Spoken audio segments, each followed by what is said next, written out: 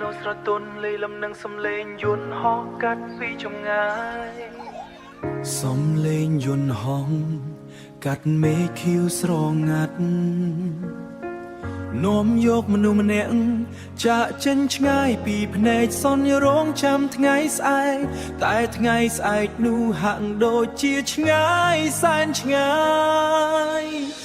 រូបភាពចាំងក្នុងទូរស័ព្ទនៅដដែលអើក្រៅពណ៌ខៀវដែលយើងធ្លាប់ពាក់ក្បែរគ្នាស្នាមញញឹមអូនផ្ដល់កម្លាំងចិត្តគ្រប់គ្រាទោះបីជាយើងនៅឆ្ងាយគ្នារាប់ពាន់ម៉ាយឆ្នាំបត់ខែលេខរៀងដែលខ្ញុំចាំច្បាស់វេលាកន្លងផ្លាំងតែចិត្តមិនដែលប្រែពណ៌ចាំមើលយន្តហោះនាំអូនត្រឡប់វិញដោយស្មោះសរបញ្ចប់ការរងចាំដ៏យូរអង្វែងឆ្នាំបត់ខែបេះដូងនៅតែមានសង្ឃឹមចង់ឃើញស្នាមញញឹមនៅចំពោះមុខផ្ទាល់ភ្នែកមិនចង់ហៅទូរស័ព្ទជួបគ្នាតាមត្រឹមអេក្រង់ទៀតទេព្រោះបេះដូងនេះនឹកអូនស្ទើរដាច់ខ្យល់ហើយ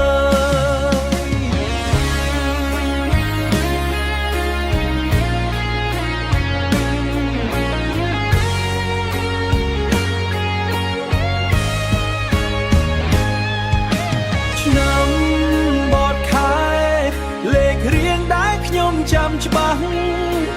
វេលាកន្លងផ្លាំងតែចិត្តមិនដែលប្រែពណ៌ចាំមើលយន្តហោះនាំអូនត្រឡប់វិញដោយស្មោះសរ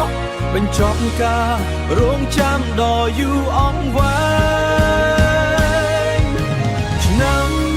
បត់ខែបេះដូងនៅតែមានសង្ឃឹម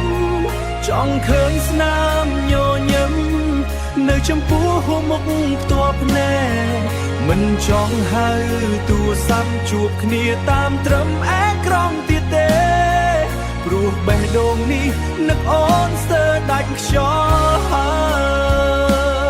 យបត់ឆ្នាំបត់ខែជិតដល់ថ្ងៃដែលយើងជួបគ្នាហើយបងនឹងទៅទទួលអូននៅប្រលានយន្តហោះ